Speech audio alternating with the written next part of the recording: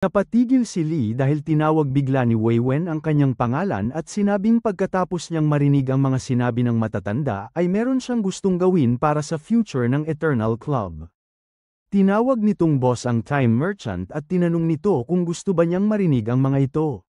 Dahil doon ay natuwa ang ating bida at sinabing dahil nakapagdesisyon na siyang sumali, kailangan na niyang malaman ang lahat-lahat tungkol sa kanila.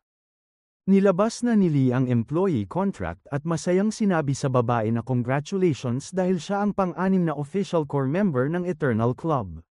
Pagkatapos nitong pirmahan ang papel ay naramdaman agad ni Wei Wen ang kakaibang energy na damaloy sa kanyang katawan dahil sa kapangyarihan ng ating bida. Habang nakatingin sa bago niyang boss ay inisip nito na kailangan niyang sundin ang lahat ng nasa kontrata dahil kung hindi ay hindi niya alam kung ano ang pwedeng mangyari sa kanya. Sinabi sa kanya ng Time Merchant na dahil tapos na sila, pwede na silang mag-usap tungkol sa mga nangyayari sa loob ng Eternal Club. Huminga ito ng malalim at inisip na dahil tinanggap na niya ang trabahong iyon ay kailangan na lang niyang ibigay ang lahat ng kanyang kakayanan para dito. Ngumiti ito sa harap ni Lee at sinabi na pwede na silang mag-umpisa dahil handa na siyang makinig sa kanilang leader. Nag-usap ang dalawa ng masinsinan at sinabi na ng ating bida ang lahat-lahat ng plano kay Wei Wen at kung ano ang gustong mangyari ng Eternal Club sa hinaharap. Pagkatapos masabi ni Lee ang lahat ng kailangan niyang sabihin ay ngumiti ito at tinanong kung ano ang masasabi niya at ano ang kanyang mga suggestions para mapaganda pa ito lalo. Bago magsalita ay inisip ni Wei Wen na alam na niya nung una pa lang silang nagkita sa ospital na kakaibang organisasyon talaga ang Eternal Club. Alam din daw niya na kaya siya tinanong ni Lee ng mga suggestions ay para marinig niya ang mga ito at makita kung pasado ba ito para sa kanya. Dahil doon ay sinabi nito na wala naman daw problema sa pag-usbong ang kanilang club at ang tama din ang ginagawa nila para magawa ang kanilang mga gustong gawin.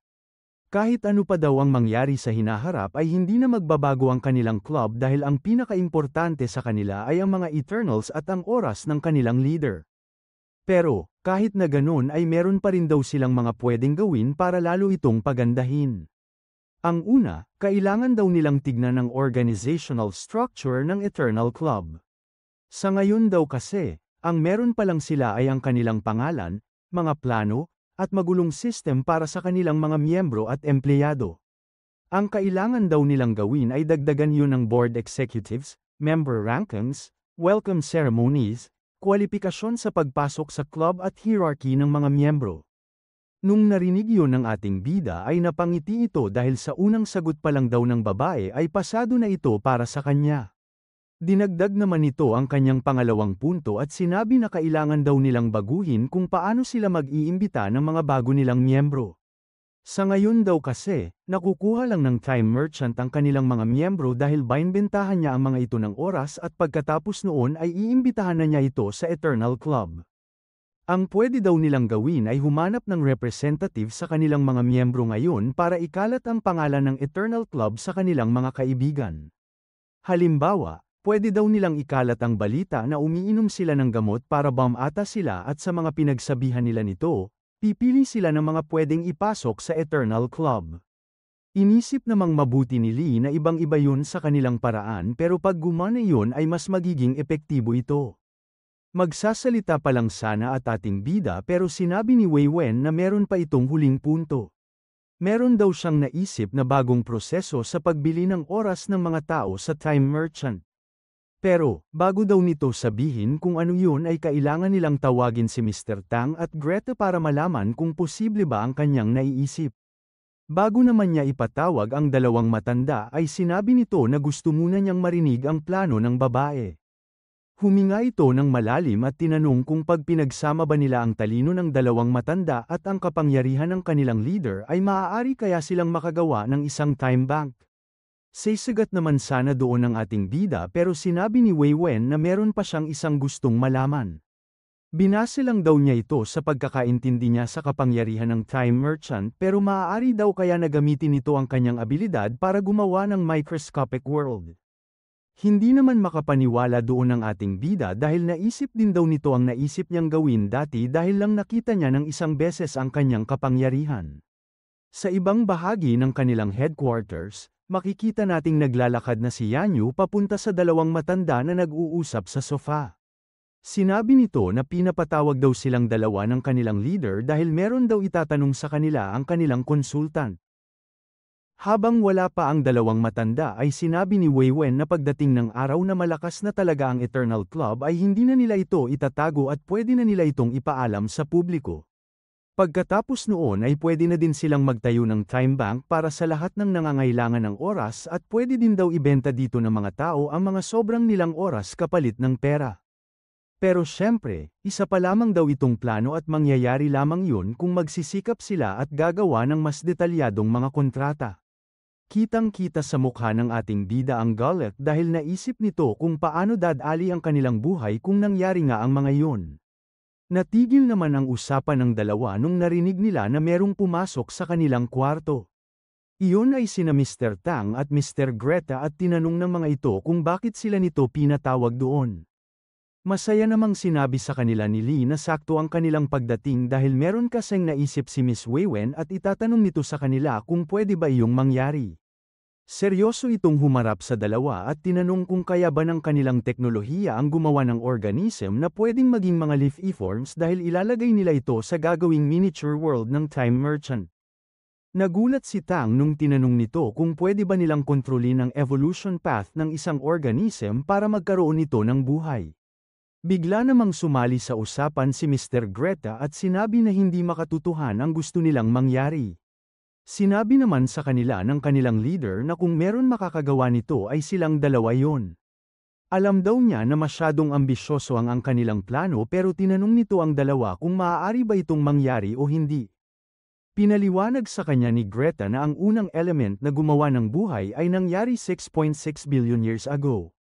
Sinabi nito na pagkatapos ng Big Bang, doon na lumabas ang mga carbon, hydrogen, oxygen, nitrogen, at iba-iba pang elements na makikita natin ngayon. At dahil sa mga elements na yon, doon na nag-umpisang mabuo ng unti-unti ang Earth. Pagkalipas pa ng ilang bilyong taon ay doon na lumabas ang mga organism sa mundo at doon na nag-umpisang magkaroon ng tinatawag nilang leaf-forms.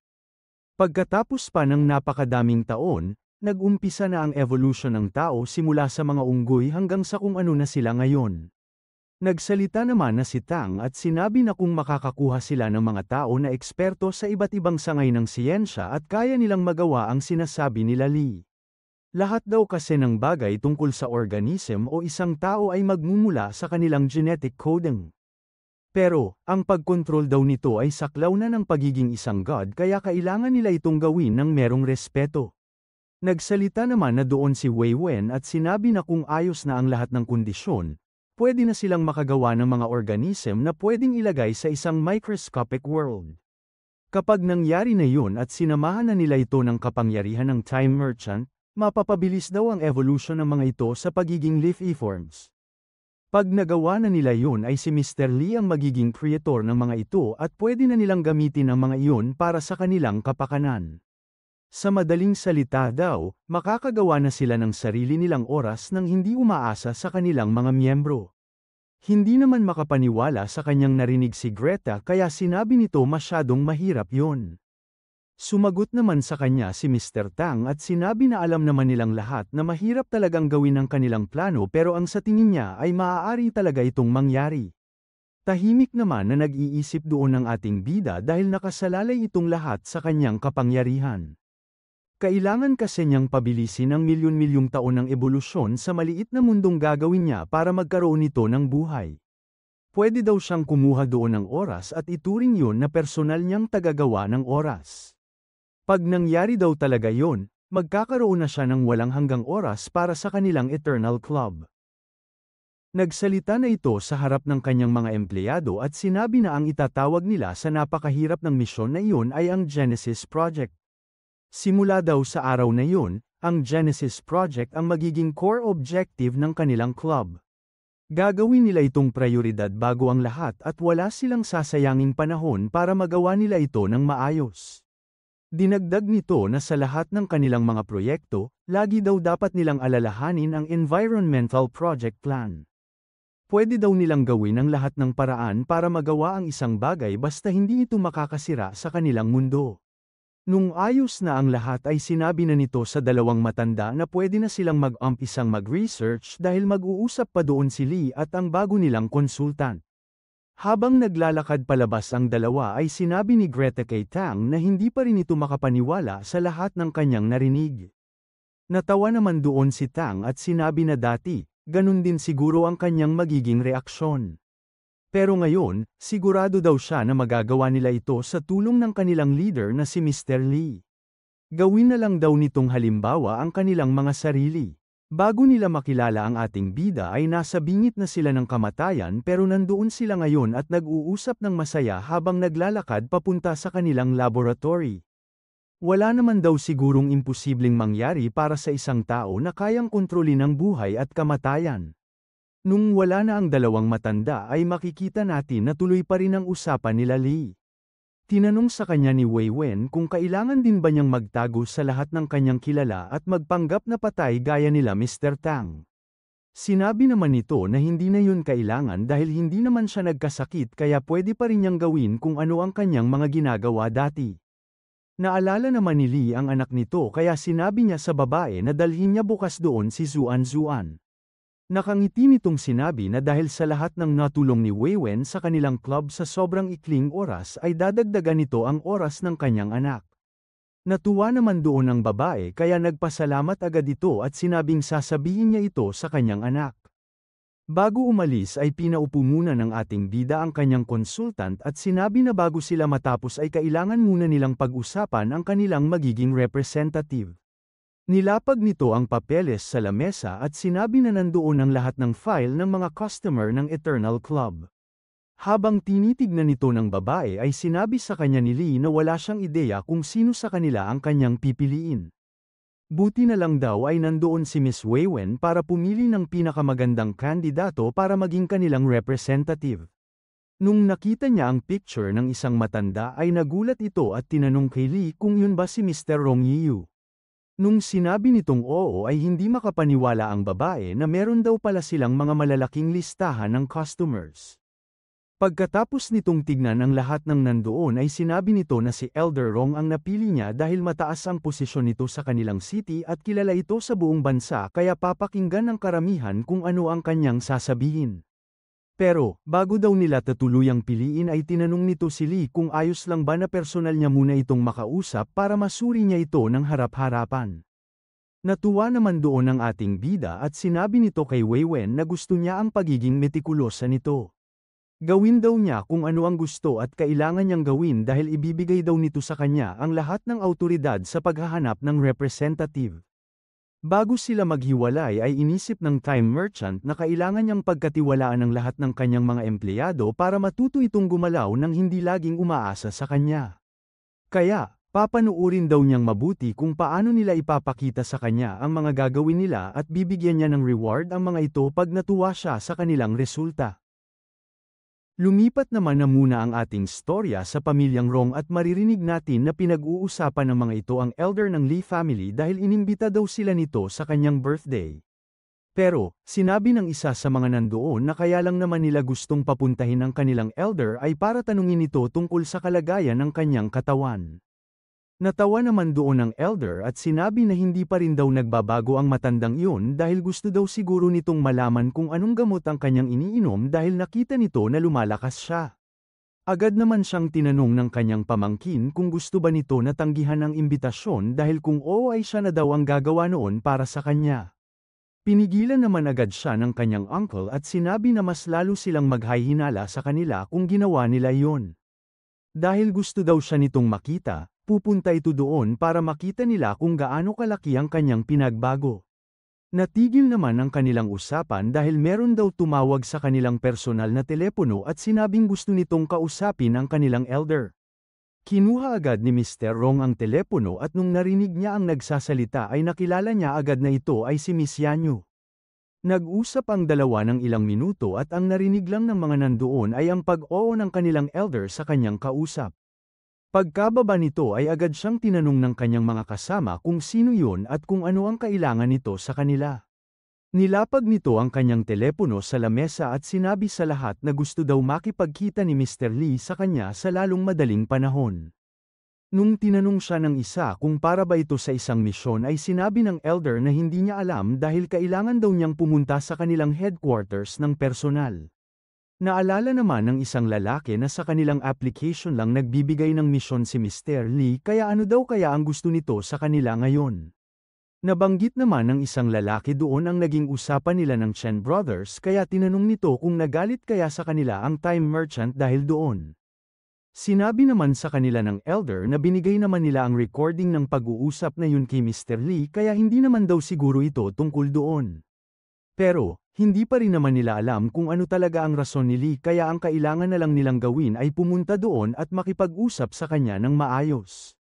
Makalipas lamang ang ilang oras ay pumasok na sa opisina ng ating bida si Yanyo at kasama na rin ito ang elder ng Rong family.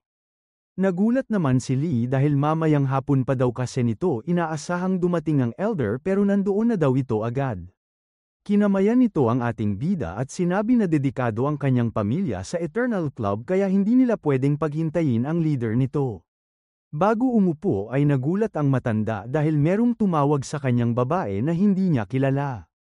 Sinabi ni Wei Wen na matagal na niyang naririnig ang pangalan ni Mr. Rong at ikinagagalak daw nito na makita siya ngayon ng personal.